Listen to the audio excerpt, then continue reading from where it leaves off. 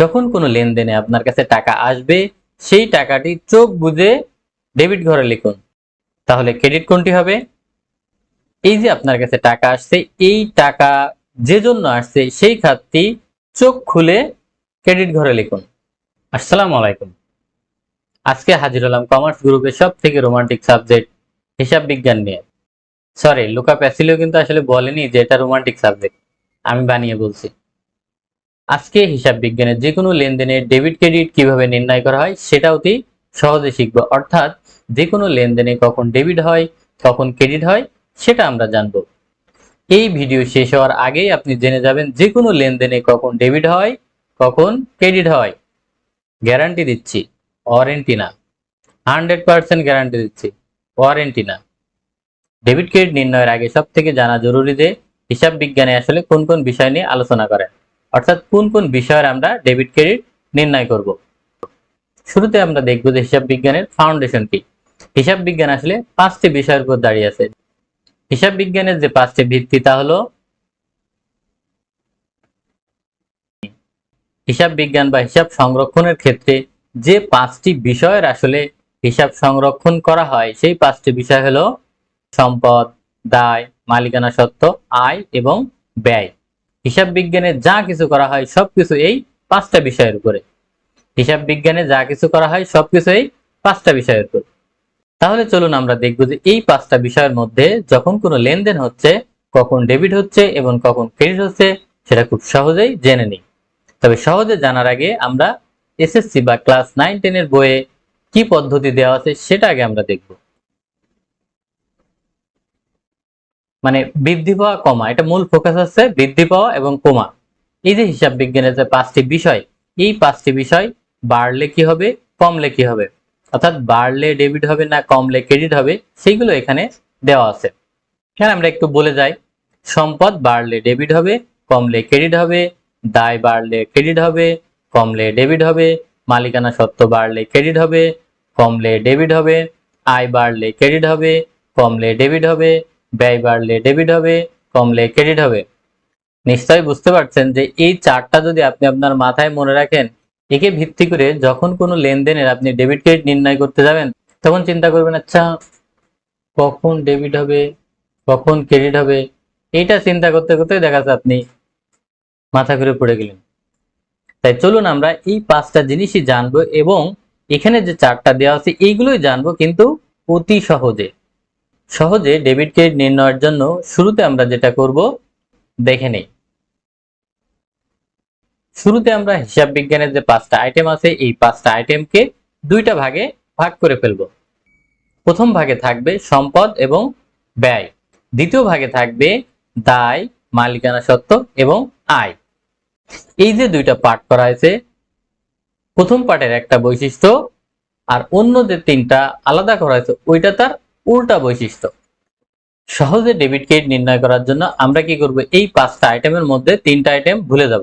আমরা আমাদের মেমোরি থেকে 3টা আইটেম ভুলে যাব। এখানে যে 5টা বিষয় আছে এই 5টা বিষয়ের মধ্যে আমরা শুধু 2টা মনে রাখবো। এই 5টা বিষয়ের মধ্যে আমরা কি করব, শুধু 2টা মনে রাখবো। কি কি? একটা হচ্ছে সম্পদ আর একটা হচ্ছে ব্যয়। অ্যাসেট এবং এক্সপেন্স। অ্যাসেট এবং এক্সপেন্স। অ্যাসেট এবং এক্সপেন্স দুইটারই ডেবিট ক্রেডিট নির্ণয়ের বৈশিষ্ট্য একই। দুইটারই ডেবিট ক্রেডিট নির্ণয়ের বৈশিষ্ট্য একই। কি সেটা সেটা আমরা দেখব। আমরা যে সহজ পদ্ধতির কথা বলছি এখানে সেই সহজ পদ্ধতি হচ্ছে আমরা এখানে 5টা বিষয় না, আমরা এখানে 2টা বিষয় মনে রাখবো। আমরা এখানে 5টা বিষয় না 2টা বিষয় মনে রাখবো। সেই 2টা কোন 2টা? একটা হচ্ছে সম্পদ আর একটা হচ্ছে ব্যয়। আমরা যদি ইংলিশে বলি অ্যাসেট এবং এক্সপেন্স। এখানে দেখেন অ্যাসেট এবং এক্সপেন্স দুইটার উচ্চারণে কিন্তু সিমিলার। দেখেন এখানে অ্যাসেট এবং এক্সপেন্সের দুইটার উচ্চারণে কিন্তু একই রকম। কিরকম?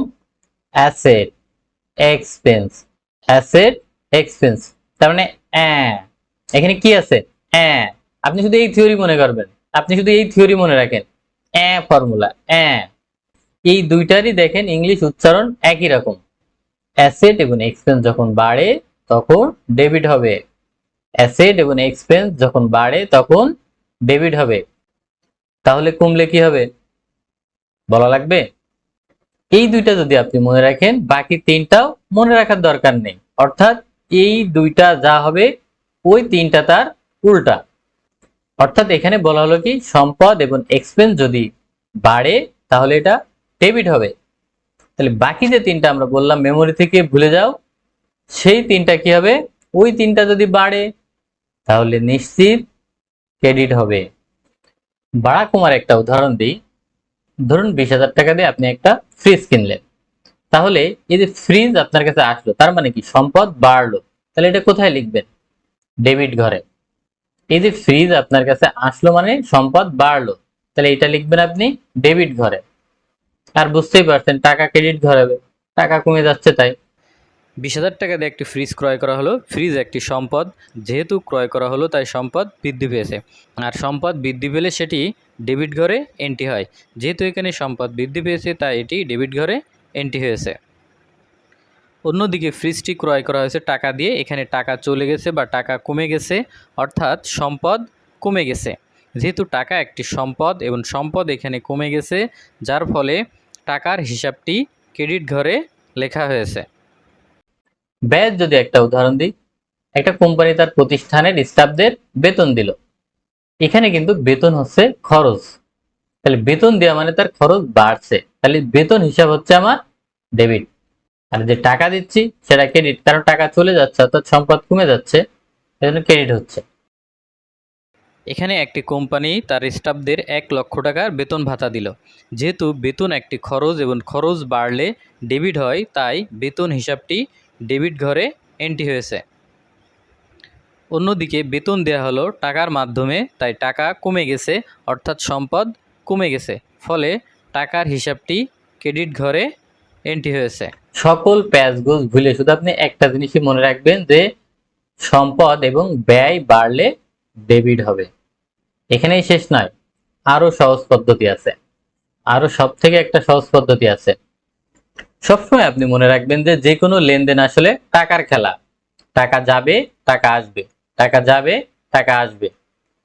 তাহলে দেখেন এখন আগে যে পদ্ধতিটি বললাম তার থেকে সহজে কিভাবে মনে রাখবেন। একদম সহজ। সবসময় টাকাকে মূল ফোকাস ধরে হিসাব করতে হবে। সবসময় কি টাকাকে মূল ফোকাস ধরে হিসাব করতে হবে। টাকাও যা, ব্যাংক ব্যালেন্সও তাই। টাকা আর ব্যাংক ব্যালেন্স কিন্তু একই জিনিস। টাকা দিয়ে ডেবিট ক্রেডিট নির্ণয় করা একদম সহজ। এখন আমরা দেখব যে টাকাকে মূল ভিত্তি ধরে কত সহজে যে কোনো লেনদেনে ডেবিট ক্রেডিট নির্ণয় করা হয়। রেডি? 1 2 3। তাহলে আমরা শুধু দেখব যে টাকা যদি আমাদের কাছে আসে তাহলে কি এন্ট্রি হবে। টাকা যদি আমাদের কাছে আসে তাহলে কি এন্ট্রি হবে। সবাই আমরা চাই যে টাকা আসুক, যত খুশি তত টাকা আসুক। তো টাকা যদি আমার কাছে আসে তাহলে আমি কি এন্ট্রি দিব। এক্ষেত্রে কোনো কিছুই মুখস্থ করার দরকার নেই। এটা সম্পদ নাকি দায় নাকি আয় নাকি ব্যয় নাকি মালিকানা সত্ত্ব, কোনো কিছুই মুখস্থ করার দরকার নেই। শুধু মনে রাখতে হবে টাকা আপনার কাছে আসলে কি করতে হবে। টাকা আপনার কাছে আসছে মানে চোখ বুঝে আপনি ডেবিট ঘরে লিখবেন। টাকা আপনার কাছে আসছে মানে টাকার অ্যামাউন্ট আপনি চোখ বুঝে ডেবিট ঘরে লিখবেন। তাহলে ক্রেডিট ঘরে কোনটা লিখবেন? এই যে আপনার কাছে টাকা আসলো, কি জন্য টাকা আসলো অর্থাৎ কোন খাতে টাকাটা আসলো সেই খাতটি আপনি চোখ খুলে ক্রেডিট ঘরে লিখবেন। এখন প্রশ্ন করতে পারেন যে টাকা আমার কাছে চলে গেলে কি এন্ট্রি হবে, এটাও কি বলে দেওয়া লাগবে? আপনি 100% এটা পারবেন। আরেকটা প্রশ্ন করতে পারেন যে ভাইয়া বাকিতেও তো লেনদেন হয়, এটাও একই। বাকিতে লেনদেন হওয়া যাক, টাকায় লেনদেন হওয়া একই কথা। আমরা ধরে নিব বাকিতে বিক্রয় হয়েছে। এই যে আপনি বাকিতে বিক্রয় করলেন, মনে মনে ধরে নেন যে আপনি টাকা পেয়েছেন। তাহলে এই যে টাকা পেয়েছেন কি বাকিতে বিক্রয় করছেন, আপনি ডেবিট পাশে লিখুন বাকিতে পণ্য বিক্রয়। আপনি ডেবিট পাশে লিখুন বাকিতে পণ্য বিক্রয়। ক্রেডিট পাশে কি লিখবেন? যে পণ্যটি বিক্রি করলেন।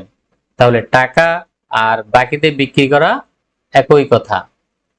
অর্থাৎ বাকিতে যখন আপনি বিক্রি করবেন তখন আপনি যার কাছে টাকা পাবেন তার হিসাবটা ডেবিট ঘরে লিখবেন, কারণ এটাও তো টাকা। তাহলে ক্রেডিটে কি লিখবেন? এই যে আপনি পণ্য বাকিতে বিক্রি করলেন, সে পণ্যটি ক্রেডিটে চোখ বুজে লিখে দিবেন, না এটা চোখ খুলে লেখেন। নিশ্চয়ই আপনারা বুঝে ফেলছেন যে কোনো লেনদেনে কোনটা ডেবিট হবে এবং কোনটা ক্রেডিট হবে। এখানে যে দুইটা পদ্ধতি আলোচনা করা হলো, সম্পদ এবং এক্সপেন্স যদি বাড়ে তাহলে সেটা ডেবিট হবে, আর বাকি অন্য তিনটি বাড়লে কি হবে, উল্টা হবে। আর সব থেকে সহজ পদ্ধতি, সহজ টেকনিক হলো, টাকা যদি আপনার কাছে আসে তাহলে চোখ বুজে টাকার অ্যামাউন্টটা লিখবেন ডেবিট ঘরে, আর চোখ খুলে যে জন্য টাকা আসছে সেটি লিখবেন ক্রেডিট ঘরে। আর কিচ্ছু জানার দরকার নেই, এইটা জানলেই হবে যে টাকা আসছে মানে ডেবিট ঘরে লিখবেন, যে জন্য আসছে সেটা ক্রেডিট ঘরে লিখুন,